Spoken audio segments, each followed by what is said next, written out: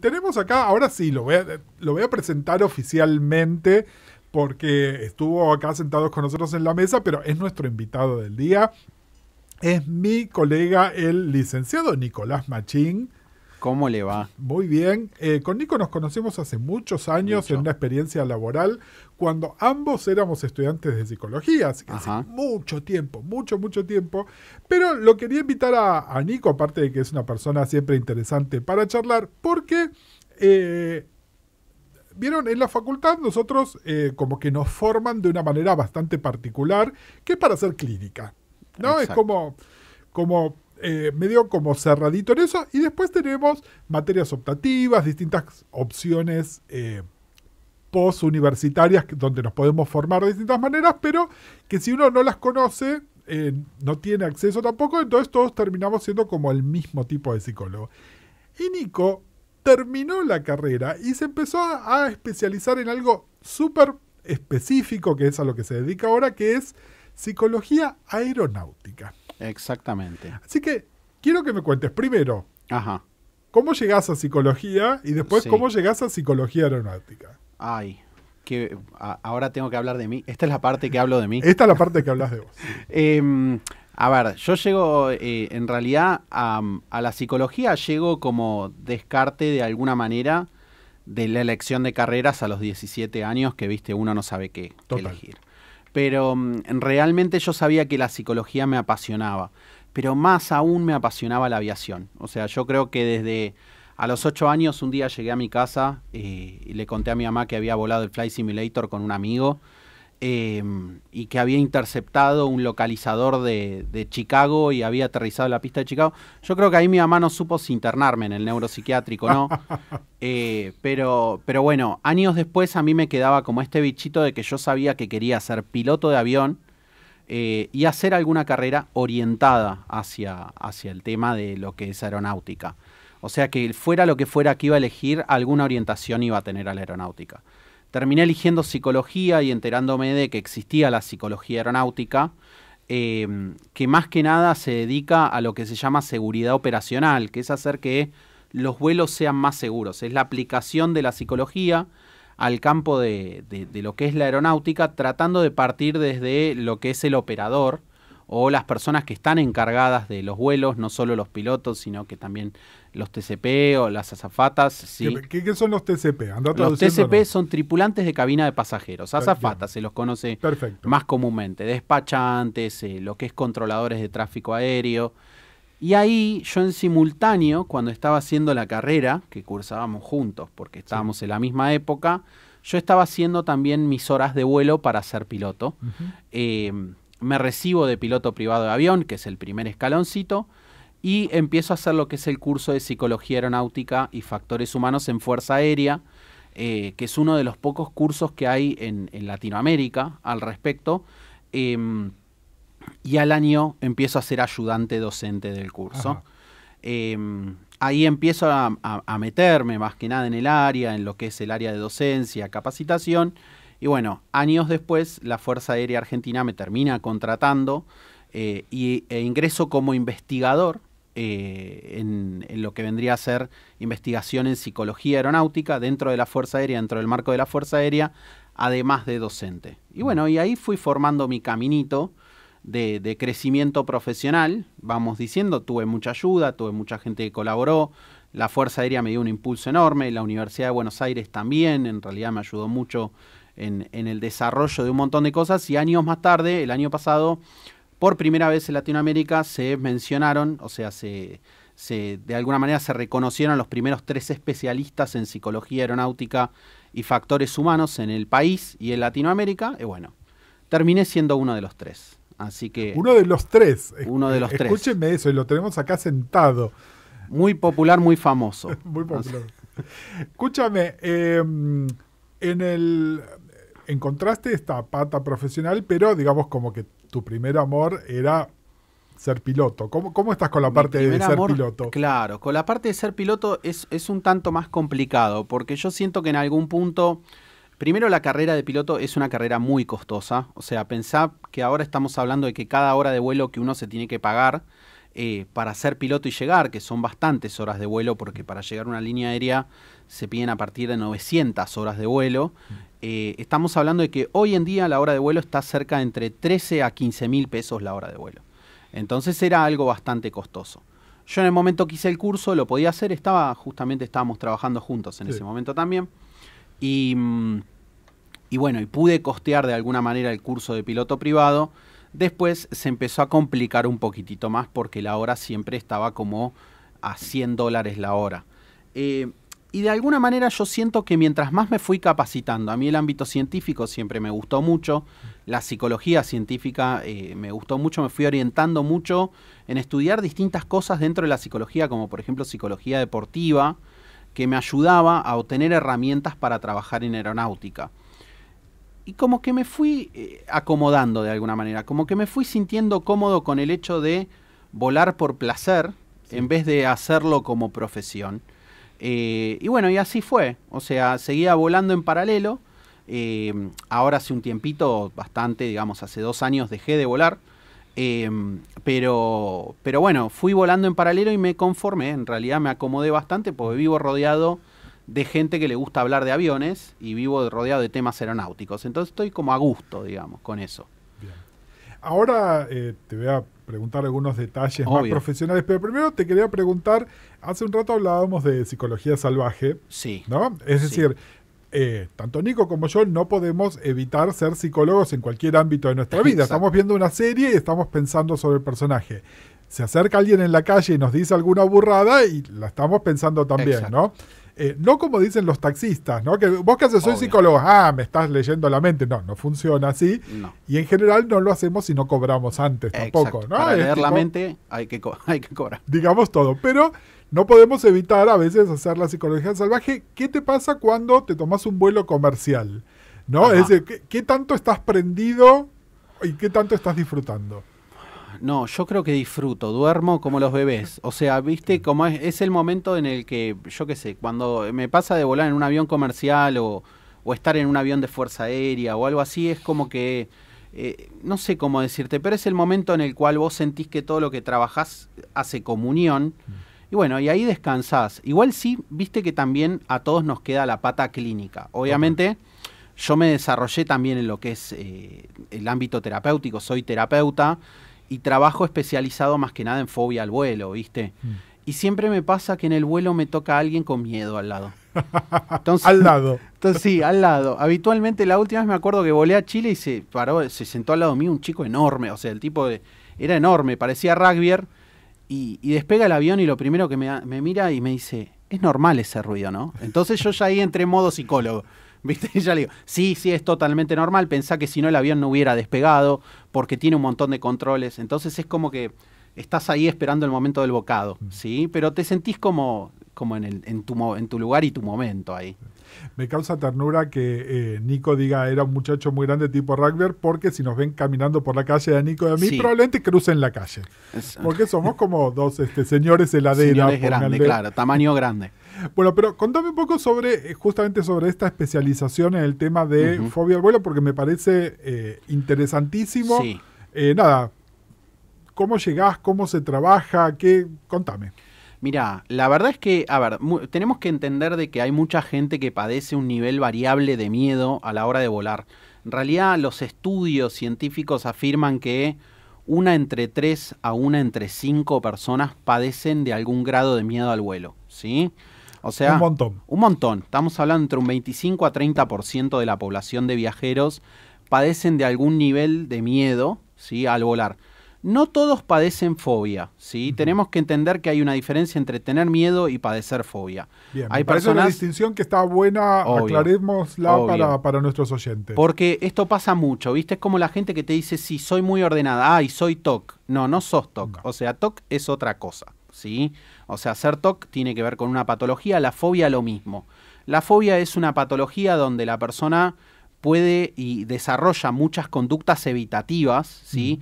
Evita muchas cosas asociadas al vuelo. Inclusive, para que se den una idea de lo que es una fobia, hay personas, yo he tenido pacientes que, por ejemplo, no pueden acercarse a un aeropuerto, pero le pasan a 10 kilómetros al aeropuerto porque ni siquiera quieren ver o escuchar el sonido de un avión, porque cuando lo escuchan sienten, tienen sensaciones fisiológicas de ansiedad, o sea, padecen síntomas de ansiedad. Entonces la fobia es algo bastante intenso, la persona evita durante muchos años, hay familias o personas que, por ejemplo, están décadas sin ver a su familia que está en Europa porque no pueden volar, hay gente que pierde ascensos a puestos importantes de laburo, es realmente muy limitante y empieza a limitar la vida general del individuo. Y muchas veces también se correlaciona con otras cosas. Es como que nunca está el fóbico al vuelo puro. Sí, sí. Siempre tenés el claustrofóbico que le tiene miedo al avión, al subte, a los ascensores cerrados, a los colectivos cerrados herméticamente. Algún tipo de vértigo con las alturas. También hay gente que tiene correlato fisiológico, es decir, que tiene alguna patología fisiológica y de golpe se siente muy mal, porque la verdad es que volar en avión es muy distinto a andar en auto, por ejemplo, y es una sensación medio rara en el cuerpo. Entonces la gente que tiene más pánico y miedo a las sensaciones fisiológicas tiende a desarrollar más la fobia al vuelo, ¿sí? Nunca hay fóbicos al vuelo puros, o sea, yo no he visto a alguien que venga solo por la fobia al vuelo, ¿sí? Siempre vienen por otras cosas. Ahora, una persona que tiene miedo puede ser una persona que nunca voló en su vida, ¿sí? Y de golpe le genera miedo la incertidumbre de volar, ¿sí? A veces tiene alguna que otra conducta evitativa, pero quizás lo termina haciendo con mucho miedo o aferradito al asiento, ¿no? Se agarra fuerte al asiento o la pasa mal, hiperventila un poquito, pero puede seguir haciendo la actividad de vuelo, ¿sí? Lo hace pasándola mal. Sí, sí. Algo que por ahí, además, o tomándose un trago o con un ansiolítico, pero con una cosa muy leve, sí, puede manejarlo, digamos, mientras que la persona fóbica no va a poder subir al avión. Exacto. Sí, lo que buscamos muchas veces es que las personas no se automediquen en el caso de uso de ansiolíticos, porque muchas veces eso baja el umbral de tolerancia a la ansiedad y hace que la persona tenga el efecto paradojal y muchas veces ahí desarrollan fobia, pero porque tienen un brote por medicarse mal, ¿sí? Entonces buscamos que consulten con un psiquiatra. No, sí. Yo cuando dije tomarse la pastillita era, por supuesto, asesorado por el profesional que corresponde y no obvio. La gente que las toma como aspirinas, que existe. Totalmente. Hace años somos el país número 1 en consumo de ansiolíticos y seguimos siendo campeones mundiales todos los años. Entonces hacemos la aclaración como profesionales los dos, porque ya sabemos que la gente tiene una tendencia a automedicarse, que no es lo mejor, ¿sí? También hay gente que se toma hasta el agua de los floreros para volar, ¿eh? Sí, mucha. Muchísima gente, mucha gente, porque no se quieren ni acordar del momento del vuelo. Pero bueno, esta es la beta un poco clínica, ¿no? Que uno le va dando y lo que más se ve. Lo que sí tiene que saber la gente es que hay formas de tratamiento, hay formas de solución que pueden ir, esto depende mucho del miedo variable, ¿sí? Yo lo que te puedo decir es que todas las personas que tienen miedo o fobia al vuelo, ya sea miedo o fobia, sí comparten lo que yo le digo el combo McDonald's. El combo McDonald's de la personalidad con fobia al vuelo es una persona que le gusta tener el control de todo. Bien. Veníamos hablando de control, justamente. Que no puede no dejar nada bajo su esfera de control. No solo le gusta tener el control de todo, sino que tiene muchas veces miedo a perder el control en situaciones que le generan incertidumbre. Suelen ser personalidades muy perfeccionistas, ¿sí? Muy perfeccionistas y autoexigentes, ¿sí? Y además suelen ser personas muy ansiosas. Okay. Esa es la triada, yo te diría, que es el combo McDonald's para poder desarrollar una linda fobia, ¿sí? Que obviamente de lindo no tiene nada, pero bueno, es esto, ¿sí? Y después, como formas de tratamiento, eso, como te decía, oscila de acuerdo al nivel de miedo. Hay gente que, por ejemplo, puede hacer cursos, inclusive Aerolíneas Argentinas tiene un curso gratuito que se llama el programa Animate a Volar. Ah, mira qué interesante, no sabía que existía. Que existe este programa donde las personas pueden ir y recibir información sobre por qué vuela un avión, pueden hablar con distintos profesionales aeronáuticos, está bastante bueno. Después hay cursos privados también, sí, que yo en alguna época los he dado, donde las personas pueden ir a recibir herramientas para manejar todas las sensaciones fisiológicas en el vuelo, o sea, el pasarla mal. Y después hay personas que obviamente ya cuando tienen una fobia establecida o ven que está muy descontrolada, que ya necesitan hacer terapia y en el caso de que el terapeuta lo considere necesario, también necesitan consumir medicación psiquiátrica. Sí. Pero bueno. A ver, ahí hay medio como una trampa también, que es tipo, bueno, me sale un viaje de trabajo dentro de 3 meses. Obvio. Y voy a la terapia. Y obviamente una cosa que aprendemos en la terapia es que no podemos garantizar resultados y no obvio. podemos garantizar tiempo de alcanzar esos resultados, y ¿no? no somos chamanes. Exactamente. Sí. ¿Cómo se maneja eso? Que creo que es como un ansiógeno más que se mete en todo esto. Sí, habitualmente esto pasa mucho, ¿sí? Esto es característico también de las personalidades ansiosas que quizás evitan pedir el tratamiento con tiempo, ¿viste? O sea, como que ya el vuelo les genera un resquemor.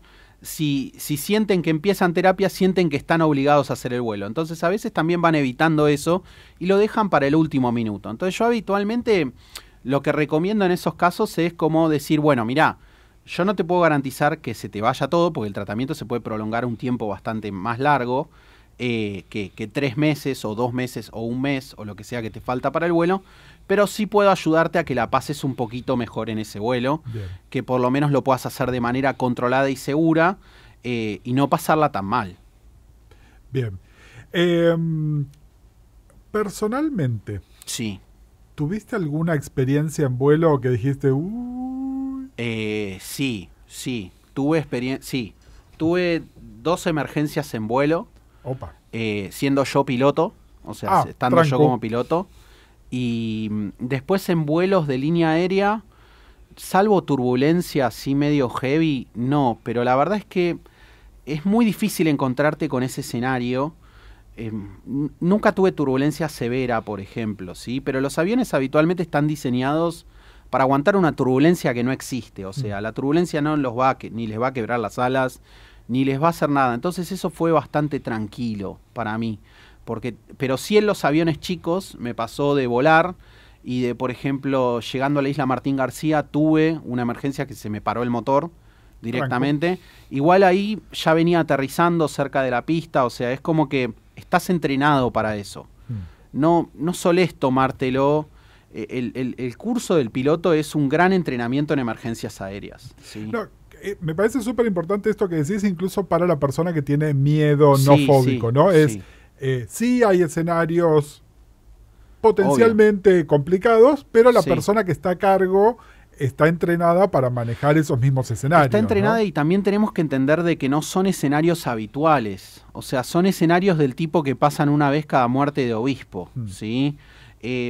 Sí, obviamente en los aviones chicos también tenemos que ver qué se considera por emergencia aérea. Porque, por ejemplo, la segunda emergencia que yo tuve era un indicador que estaba fuera de norma. O sea, era un indicador que me estaba marcando que la presión de aceite no era la adecuada, ¿sí? Pero eso no planteaba un riesgo para el vuelo. Pero sí se declara como una emergencia aérea. Porque, en el ámbito aeronáutico todo se orienta hacia la seguridad. Sí. O sea, todo está orientado a que el vuelo sea seguro y todo es preventivo. O sea, un avión que no está en condiciones de salir no sale a volar. ¿Sí? Y más en las líneas aéreas, ¿sí? Cuando hablamos de aviación comercial y aviación civil, estamos hablando de un ambiente hiper seguro que ha llevado que en los últimos 50 años la industria de la aviación sea el medio de transporte más seguro y la seguridad que tiene la aviación se la compara con la seguridad industrial pesada o con la seguridad nuclear, ¿sí? O sea, con el nivel de seguridad que se instaura en las centrales nucleares. Entonces son ambientes ultra seguros. Los aviones de línea aérea fallan muy poquito. Lo que pasa es que cuando hay un evento se hace magnánimo. O sea, salen todos lados. Se empieza a multiplicar. Sí. Se empieza a multiplicar. Están 3 semanas hablando de eso. Hay mucho gore también. Hay mucho de esto de cinismo. Eso ahora, después de el gore, qué sé yo, ahora en un ratito ponemos una canción y después quiero preguntarte si por cómo vemos esto representado en las ficciones, en los medios y qué sé yo. Obvio. Primero, igual licenciado, le quiero contar una experiencia aeronáutica mía para verlo. El año 79, yo soy un señor muy grande, siempre se lo recuerdo. Hace muchos años tuve la oportunidad de hacer mi primer viaje en avión y además era un viaje largo. Nos íbamos, en 1979, La Plata Dulce, nos íbamos a Disney, ¿no? Allá a Florida. Yo tenía 10 años y viajaba con mis padres y con mi hermana, que en ese momento tenía 13. Y viajamos en un vuelo que encima tenía 2 escalas antes de llegar. Ajá. Hacíamos escala en Santa Cruz de la Sierra y Sí. después hacíamos escala en Panamá. Sí, Y después aterrizábamos en Miami. bien. En algún momento... El vuelo lechero, le decimos a eso. el Sí. vuelo recontra lechero. Bueno, en algún momento entre Panamá y Miami, Sí, que es una zona complicada, es el Caribe, Totalmente. hay vientos muy traicioneros, bueno. El avión empieza, había turbulencia, Ajá. el avión empieza a caer, sí, y a caer, ajá, y a caer. bien, Y entonces la gente se empieza a poner nerviosa. sí. Yo estaba en una fila de 3, mi mamá en el medio, mi hermana y yo. Mi mamá nos agarra de la mano, a mi hermana y a mí, como diciendo, bueno, hasta aquí llegamos. Se termina el episodio. Fue lindo mientras duró. Ok, Y te diría que fue una caída como... Probablemente hayan sido 30 segundos. bien, Pero arriba del avión lo sentís como si hubiésemos estado cayendo. sí, Nerviosismo del personal de a bordo también. Es decir, totalmente, claro. no de los pasajeros, no, porque era claramente algo. Y de repente paró y empezamos a subir otra vez y Claro, aterrizamos y fue lo que pasó. normalmente, claro. Mi primer vuelo. ¿Tu primer vuelo fue? Mi primer vuelo. Mirá. Yo tenía 10 años. Yo me acuerdo claramente de todo esto, además me acuerdo porque la memoria se construye, ¿no? Entonces Obvio. el narrar esta historia a lo largo de los años, pero, como te digo, yo tenía 10 años, mi hermana tenía 13. Sí, Mi hermana a partir de ese momento no pudo volar. sí puede volar. Ajá, Tiene pero no. miedo, no es fóbica, pero la pasa mal. a lo largo de los años ha tenido que incorporar algún tipo de pastilla. Cuando Totalmente. todavía los ansiolíticos no estaban tan, no eran tan populares, alguna cosa más incluso tipo relajante que es más complicada todavía. Sí, De hecho, ahora te quería preguntar, conozco varias personas que ya saben y que tienen alguna pastilla, pónganle medicada, recetada, digo, que se la tienen que tomar N tiempo antes de subir a bordo y Sí. después el vuelo se pospone o lo que sea y esa persona queda medio tarada en tierra. sí, Gente que viaja por negocios, anécdotas de este tipo escuché un montón, ¿no? Deben Que medio tener. que los tienen que llevar porque están hechos una gelatina. claro. Pero bueno, a lo que voy es, hay algo de lo que pasó, ambos pasamos por el mismo evento. Ajá, Yo me acuerdo de todo, pero nunca cambió mi sentimiento hacia todo lo lindo que significa viajar en avión, que generalmente Claro. es, estoy yendo a algún destino que está bueno. sí. A ella le quedó de por vida. Yo creo que ahí hay dos cuestiones que se suman para hacer la distinción personal, que es lo mismo que hablamos con Britney, ¿viste? Sobre el tema de la forma de vincularse con el otro. Vos te casaste rápido con Ian, pero vos tenés otra forma de vincularte, que no es un patrón reiterativo. Yo creo que esto lo que saca es primero el tema de la tolerancia a la incertidumbre. Quizás los dos puedan tener una diferencia en cuánto toleran la incertidumbre y cómo manejan esa incertidumbre, ¿sí? Y después también está como el tema de el ceder o poder ceder el control al mismo tiempo del objetivo que uno tiene, porque a veces el objetivo supera los medios. Uno sabe que, por ejemplo, cada vez que te subís a un auto, hay un 11% de probabilidades de tener un accidente. Es altísimo la probabilidad. Muy alto. Altísima. Ahora, en el avión, la probabilidad es 0,000000, creo que dije 6 ceros, 6%. ¿Sí? Es muy baja la probabilidad de tener un accidente aéreo o de tener un incidente de este tipo. Sí, o sea, lo que cuando te escuchaba hablar, se me suman varias cosas que uno puede destacar. Primero, que la zona de cambio de temperatura o de clima trópico siempre es una zona más turbulenta. Complicada. Entonces lo que hacen los aviones de línea aérea es, o sea, para que también se fije la gente de que todo está como previsto en aviación. Todo, nada escapa al control. Lo que hacen los aviones de línea aérea es se van más arriba aún, en altura, porque las capas de aire superior son más tranquilas. Pero sigue habiendo una diferencia térmica. Entonces es una zona en donde uno encuentra turbulencia. Después también hay un tema perceptivo ahí, que es el tema, para mí, una de las diferencias que quizás tenés con tu hermana, es la percepción del riesgo que uno tiene en cuanto a esa situación, de acuerdo a la edad cronológica que uno tiene y también de acuerdo a las características de personalidad de cada uno, ¿sí? Las personalidades que son más fóbicas perciben más riesgo en un montón de cosas, ¿sí? Y un montón más de preocupaciones. Las personalidades no tan fóbicas no suelen percibir tanto el riesgo, o como que lo dejan un poco más de lado. Lo dejan pasar. Sí, lo dejan pasar. Piensan más en probabilidades, ¿sí? Ajá. Y pensar en probabilidades también a uno lo mantiene más sano, ¿no? Porque es como que dice, bueno, ¿cuál es la probabilidad de riesgo de lo que estoy haciendo? Entonces me guío por eso. Después, hay que ver si no hay un tema también de sensación perceptiva de la caída del avión. Porque esto, a veces uno dice, el avión cae, cae, cae, y uno de los mitos más grandes y más difundidos, por ejemplo, entre los pasajeros, es el famoso pozo de aire. Sí. ¿Sí? El pozo de aire no existe. No existe el pozo de aire. O sea, imagínense las olas en el agua. No hay tal cosa como pozo de aire. Claro, imagínense las olas en el agua. Uno va en un barco, el barco se mueve, ¿sí? A veces se mueve mucho más que el avión. Bueno, mi vieja no la subís a un barco, pero claro, ni con orden judicial. Claro, sí. Pero no hay algo como, digamos, un agujero de agua. O sea, no existe un agujero de agua donde uno cae.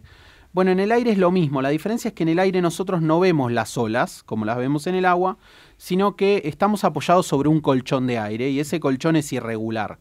A veces, esa irregularidad tiene como alteraciones más grandes, como las olas en el mar. Hay olas más chicas y olas más grandes. Entonces hay que ver si el descenso de altura no fue inducido por una situación controlada por el piloto, y uno lo percibe como una caída porque el avión baja realmente muy rápido, y nosotros quizás cuando estamos en aviación sabemos que es algo más controlado. El avión sigue planeando, pero tiene que bajar por una situación H o por B. Después puede ser que haya habido una caída real, pero también hay un fenómeno perceptivo de que en el avión se suelen sentir más los movimientos. Ajá. ¿Sí? Yo no sé cómo graficárselos acá, pero imagínense que en realidad uno cuando está en el avión siente que el avión se mueve un montón, pero si lo miramos desde afuera, el avión no se altera mucho, no se mueve mucho. Es lo que sentimos en la cabina. Es lo que sentimos en la cabina. Inclusive vemos las alas que se mueven, que muchas personas dicen, ay, tengo miedo que el ala se quiebre. Pero esa es la función del ala, moverse para absorber el movimiento y que uno no lo sienta tanto en cabina. Y aparte, ya les digo, el ala está diseñada para inclinarse antes de quebrarse cerca de 38 a 45 grados de inclinación, que es un montón. Es un montón. Es un montonazo. Y la turbulencia más severa registrada no mueve más el ala que 8 a 13 grados. O sea que el avión es prácticamente imposible que se caiga por turbulencia. Pero bueno, pasa esto, de que a veces están estos fenómenos perceptivos, obviamente de vez en cuando pasa. Tengo pacientes que han tenido, por ejemplo, turbulencias severas y ahí desarrollan fobia al vuelo. Por eso es muy importante ir con el cinturón abrochado, ¿sí? Yo siempre que le digo a las personas es, mirá, estas son cosas que pueden pasar, que no ponen en riesgo la seguridad del avión, porque el avión después siguió y ustedes aterrizaron lo más seguros. Sí, sí. Pero son cosas que pueden pasar muy esporádicamente, muy de vez en cuando, pero que no plantean un riesgo. Por eso es importante ponerse el cinturón de seguridad. Me escribe la interesada en todo esto, mi hermana Marcela, y me dice que ella viaja ahora drogada y borracha. Bueno, hizo el combo. Bueno, está muy bien. Está muy bien. Pero bueno, Marete, después cualquier cosa te paso el contacto de Nico y tienen una charlita sobre cómo manejar esto un poco mejor. Te quería preguntar ahora, vamos a escuchar una canción y después vamos a hablar un poquitito de aviones en los medios, digamos. Pero te quería preguntar, no sé si conoces a una escritora que se llama Erika Jong. ¿Sabés que no? Bueno, Erika Jong es una escritora norteamericana que escribió varios libros en los años 70, de lo que se podría llamar bien de la transición entre la segunda ola y la tercera ola del feminismo, porque eran libros desde una postura muy feminista, pero bastante eróticos, ¿no? Con un contenido erótico fuerte y sobre el tema, digamos, el libro de ella, que es un bestseller, se llama Miedo de volar. Mira. Y justamente habla un poco de esto. Bueno, te decía todo esto en realidad para presentar a la canción que vamos a escuchar. Hay una cantante norteamericana que se llama Vanessa Dow. Vanessa Dow hizo un disco hermoso en los años 90 que se llamaba Zipless, que está basado, es decir, son canciones inspiradas en la obra literaria de Erika Jong. Así que obviamente acá en esto se habla mucho de se habla mucho de sexo, pero se habla mucho de aviones y de volar y de todo eso. Vamos a escuchar una canción que se llama My Love Is Too Much. Muy chill el disco de Vanessa, muy lindo, pero el público se me duerme. Además, se me prendieron fuego las redes. Primero, la tengo acá a Marcela escribiéndome, que me decía que no es percepción de riesgo, el avión se cae, Nicolás. Claro, claro. Me dice, ¿cómo no me voy a quedar con miedo? No, puede ser que el avión estuviera cayendo. Sí, obviamente que puede ser que eso haya sucedido. Sí, a veces yo simplemente lo que destaco es que a veces uno percibe que la caída, por ejemplo, dura más o es más pronunciada de lo que realmente es, pero no es un escenario muy común, ¿sí? Obviamente igual esto no niega que pueda haber tenido como un descenso de altura muy abrupto y que bueno, y obviamente te genera un trauma. Por eso, como te decía, hay gente que tiene experiencias en vuelo que son displacenteras, que son desagradables, y que bueno, y que obviamente desarrollan fobia al vuelo y tienen que trabajarlo después. Total. Y Marcela me dice, estábamos en un colchón de aire que estaba agujereando. Eso puede ser. Loca. Pero bueno, después, vos sabés que me escribe mi amiga Laura Luque, que estaba pensando en vos, Laura, porque me dice, ay, amo el tema de hoy como enferma de los aviones. Ajá. Laura, vos hablabas de Flight Simulator, Laura se hace unos vuelos, pero unos vuelos larguísimos, tipo, fantástico. Y después postea, ¿no? Tipo, dice Buenos Aires, Madrid, ¿no? Que son como 12 horas, ¿qué haces? Fantástico. Pero bueno. ¿Pero vuelos reales o vuelos en simulador? No, hacen en simulador. Bueno, cuando quiera volamos juntos. Nada, Lala, si seguís escuchando, contame si en algún momento tuviste como la intención de hacer como ser piloto posta, y acá lo tenés a Nico, que es un potencial copiloto. Sí, no, y también tengo el Flight Simulator, así que podemos hacer vuelos online. Me encanta como ya le fuimos como armando toda una red acá. A mi hermana la mandamos a tratamiento y a Laura la mandamos a que vuele un poquitito con vos. Te quería preguntar, Nico, porque quería hablar un poco sobre aviones y de dónde sacamos nuestras creencias, ¿no? Sobre cosas de los aviones, y hay como todo un género que es el de las películas de desastre aeronáutico, digamos, ¿no? Sí. Contame qué opinás y qué impacto ves que tienen sobre la subjetividad de las personas. Y sí, yo creo que, a ver, a veces lo que suele pasar en aviación, que esto es algo que es un fenómeno que nosotros tenemos que aclarar siempre, es la magnificación de los fenómenos, ¿sí? Que haya habido alguna que otra experiencia displacentera a bordo de un avión o estas experiencias como la que vos contaste con tu hermana, no significa que sea algo muy tradicional o habitual en aviación. Por eso es como que cuando pasa se difunde tanto también, porque es como una cosa muy ocasional, que pasa muy de vez en cuando, y el cine la verdad que no ayuda muchas veces. Los medios magnifican las tragedias aeronáuticas al extremo muchas veces, y hacen que justamente la persona tenga más percepción de riesgo en el vuelo. Pero la verdad es que lo más típico es que el avión vuele recto, seguro, que vuelen tranquilos, que los pilotos van tranquilos a la cabina, no es que van haciendo una pelea contra los comandos de vuelo para volar porque es incontrolable el avión. Entonces es un ambiente muy, muy controlado y muy tranquilo. Pero sí pasa esto de que yo les diría que salvo la película, por ejemplo, Sully, que salió hace unos años, que contaba el caso del milagro del Hudson, como se le dice, que fue realmente un piloto con muchísima experiencia que prácticamente aterrizó en el río, porque fue un aterrizaje controlado en el río. Salvo ese caso, bueno, que eso tiene algo paradigmático. Mira, te voy a contar un detalle mínimo.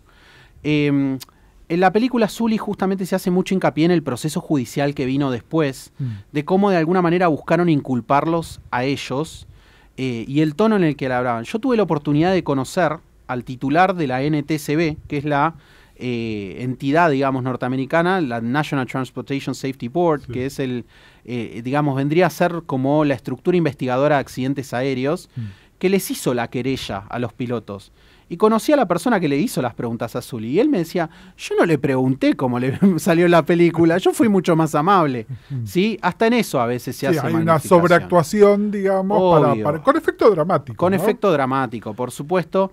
Y como que fue un diálogo bastante amable. Él me contaba todo este proceso judicial.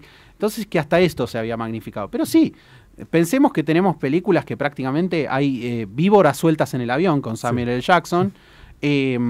O películas que normalmente se desnaturaliza un poco todo esto, o la película El vuelo, donde, por ejemplo, el avión hace maniobras que prácticamente son imposibles o que realmente son muy sobreactuadas en relación a lo que es una catástrofe aérea.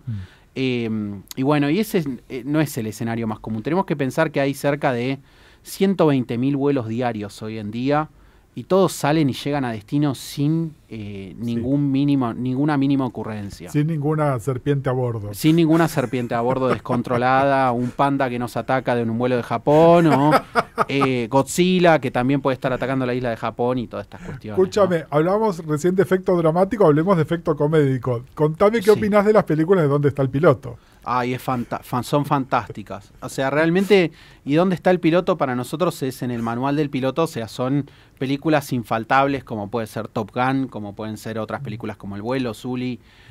Hay muchas películas que trabajan, pero justamente yo creo que inclusive hay cosas que se pueden tomar. Son fantásticas. Esas dos películas se las recomiendo a todo el mundo. Se las recomiendo como la saga, no sé si te acordás, la saga de Aeropuerto. Sí, claro. Claro, sí. Bueno, pero justamente las de ¿Dónde está el piloto? Son una sátira de una las sátira de eso, ¿no? Porque inclusive en esas películas también hay algo así como sobreactuado de lo que nosotros llamamos el macho pilot fierrero, que va peleando contra el avión como diciendo, me acuerdo que hay una frase que cuando aterriza el 747, así como medio a modo dantesco, el piloto dice: porque este gatito sí que sabe rumiar, como una cosa así. Vos decís, estás volando un avión. Nosotros somos personas aburridas, o sea, vamos volando y vamos tranquilos arriba, uno va planeando, el avión bien configurado va tranquilo, inclusive a veces en los aviones más chicos no necesitas un piloto automático. Y bueno, y hay muchas horas de transición en las navegaciones aéreas que son como para tomar mate o estar relajado porque el avión mismo te lo permite, o sea, no es algo que uno tiene que estar todo el tiempo hiperatento. Y el cachetazo como manera de calmar a una persona. Exacto. Teniendo un episodio. No agiten nunca a la persona que se ponían en fila para pegarle a la persona que estaba totalmente alterada. Creo que es una de las películas que más veces vi en mi vida. Sí. Y nada, me encanta todo ahí. Y haciendo como círculo completo, empezamos hablando de comedias musicales. Hablar de esto, tenemos que hablar de Come From Away. Ay, qué lindo. Bueno, yo no conocía Come From Away hasta que tuve el encuentro con Gus Casals y Ian Casals, que Ian directamente me retó y me dice, ¿cómo no viste? Y me sentí mal. Te dio un cachetazo como, ¿dónde está el piloto? ¿No? Sí, anda a estudiar, nene, me dijo. Así que bueno, pero es fantástica Come From Away. Una historia tan linda. Come From Away, para si no lo saben, es una comedia musical que se estrenó hace ya unos cuantos años, ganó varios premios Tony. De hecho, se estaba preparando una versión argentina que fue justo pre-pandemia, así que se suspendió, pero el plan de estrenarla sigue estando. Es más, la idea es hablar en alguno de estos programas con una de las personas que está involucrada en el proceso creativo de la obra, que cuenta qué pasó con estos aviones que desviaron de su ruta cuando el 11 de septiembre del 2001, estos aviones tenían que aterrizar en Nueva York y los desviaron a una islita que está en Canadá. Y bueno, nada, lo que hace esto es, tomando testimonios reales, cuenta un poco qué le pasa a esa gente en tierra, digamos, más allá de que la obra es hermosa. Sí. ¿Qué te pasó con esto, no? De las dudas, las preguntas, ¿cómo te interpela mezclando lo tuyo profesional con lo tuyo gusto artístico? Sí, yo creo que un poco el punto de vista en aviación nosotros siempre decimos que es sistémico e integral, como que es un sistema que funciona entrelazado al mismo tiempo, como si fuera un conjunto de engranajes que funciona perfectamente articulado cuando los aviones vuelan. Donde hay personas, o sea, por ejemplo, por cada vuelo que hay en el mundo hay 25 a 30 personas que están atentas a ese vuelo y a su destino, inclusive gente que lo sigue. Ahora se implementó un sistema de navegación satelital, inclusive para saber en todo momento dónde está el avión, ¿sí? Para poder ubicarlo. Y un poco lo que pasó el 11 de septiembre en 2001 fue que hubo que desactivar todo el sistema aeronáutico prácticamente en nada. O sea, en 3 horas hubo que bajar a todos los aviones del aire justamente por la amenaza potencial de ataques terroristas.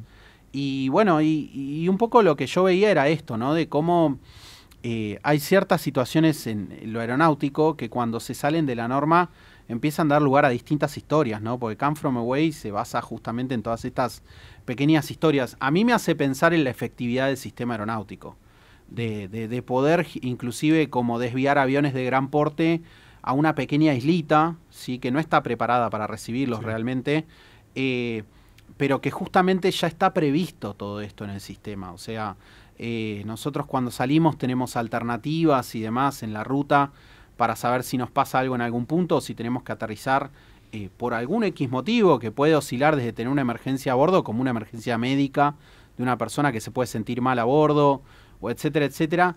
Y me parece que un poco lo que a mí me hacía sentir es esto, de que de cómo el sistema aeronáutico es un sistema que primero es hiper seguro e hiper eficiente en cuanto a la activación.